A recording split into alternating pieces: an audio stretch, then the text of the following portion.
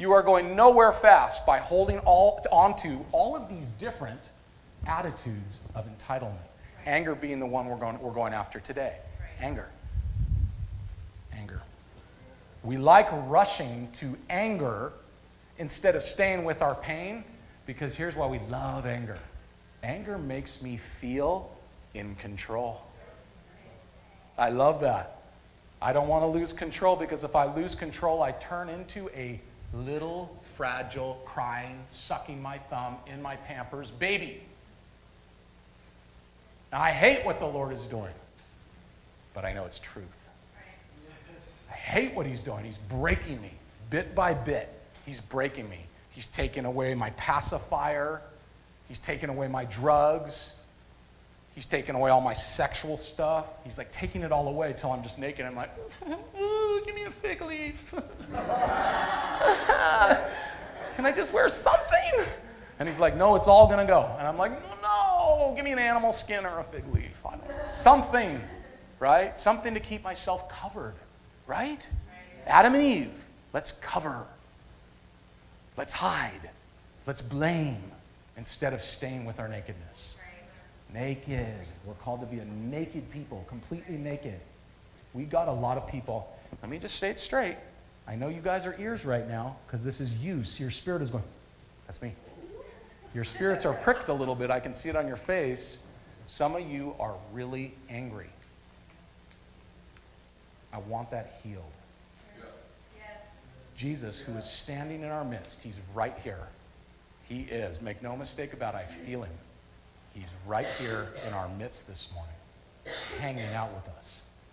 That anger that you're feeling, he is a physician. He is the great physician, and he wants to heal that this morning. He wants to heal that rage and that anger. You keep trying to justify holding on to it, and you have got all kinds of justification for it. You don't know what happened to me.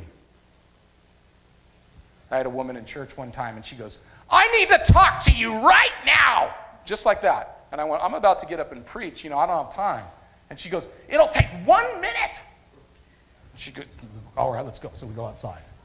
And she goes, now you listen to me. Now, first off, like anybody who says that to me, any of you want to get into that with me, prepare for wrath. Real wrath. Now you, she had her finger up too. Now you, listen to me, right? And I looked at her, I'm not exaggerating, I looked at her and I go, my, have we become ugly.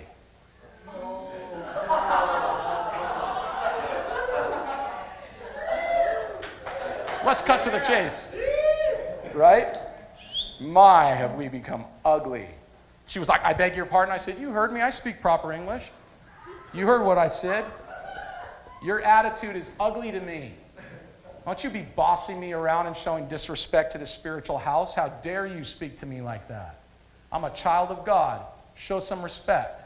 And she was like, well, do you have any idea what I've gone through in this life?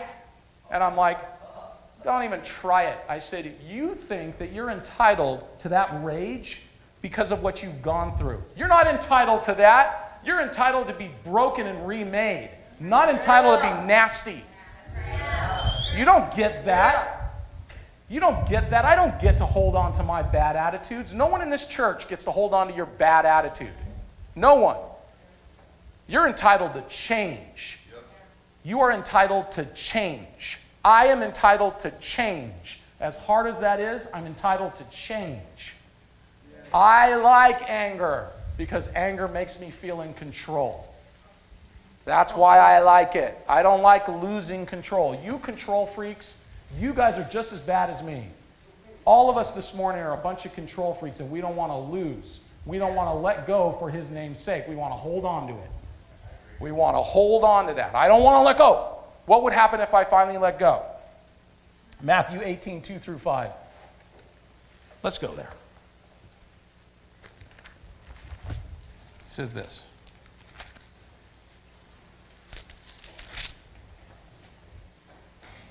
Then Jesus called a little child to him, set him in the midst of them, and said, assuredly I say to you, unless you are converted and become as little children, you will by no means, you heard that, right? Yeah. There is no other way. On this side of the room, there is no other way. Don't kill me. My mentor used to say, I'm just the pizza delivery dude. Leave me alone. Take it to God. It's between you and him. Leave me alone. I got enough problems. You will by no means enter the kingdom of heaven. Uh-oh. Uh-oh. Now he's putting down ultimatums. There is no other way. Unless you become like a little child, you will by no means enter into the kingdom of heaven. We're not talking about destiny in the hereafter. We're talking about the here and now. Jesus said the kingdom of heaven, rather, is inside you. Right here, right now. Kairos. Kairos is happening right now. We don't have to put this off until tomorrow. Kairos, the eternal now, is happening just now. Right now, right here in the room. Here it goes. Therefore, whoever humbles himself as this little child is the greatest in the kingdom of heaven. And we go, oh, humble. Yeah, I'm trying to be humble. Humble means to be made low or to be crushed. How do you get into the kingdom that's in you right here, right now? By becoming like a child. What does a child need to be like? Humble. What does humble mean? It means to be made low or to be crushed. You guys are getting this, right? You guys are following, right? We're getting it. If I can hold on to anger, I can hold on to control. If I start renouncing my anger and I start getting the anger that's in me purified or cleared out of me, I'm going to become in the state of a little child. Right? I'm going to be crushed because all that's going to come rushing in if I get my anger out is my crushing. Yes. Fear not, little flock. It is your Father's good pleasure to give you the keys to the kingdom. These are keys, you guys. These are keys this morning. If you want to get out, you got to go in. The way out is the way in.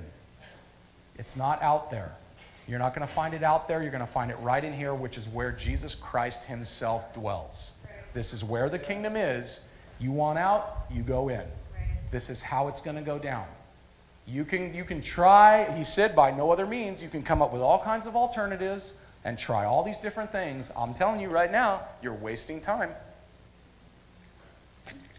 But if you think you got a lot of that being time, have at it. Have at it. We don't want to be like the little child, because the little child, like I said, is the one who's going to be up here in the front of this church, curled up in a little fetal position right here, sucking their thumb and pooping their pants. I'm serious. As adults, that we know that's where it's headed.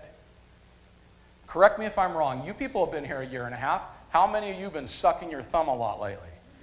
A lot of you. A lot of you. And that's been the process, what I call the process of elimination.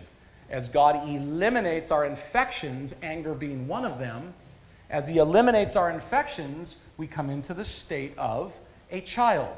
And we feel vulnerable. We feel exposed. We feel needy. We feel fragile. We feel broken. We feel crushed. That's not comfortable, and we want to be comfortable.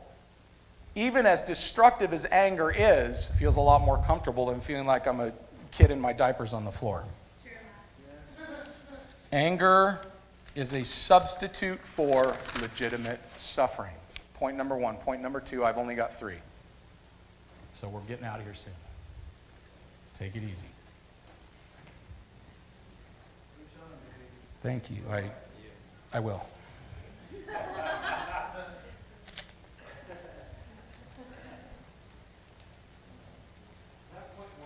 That was point 1. There's only 3, though.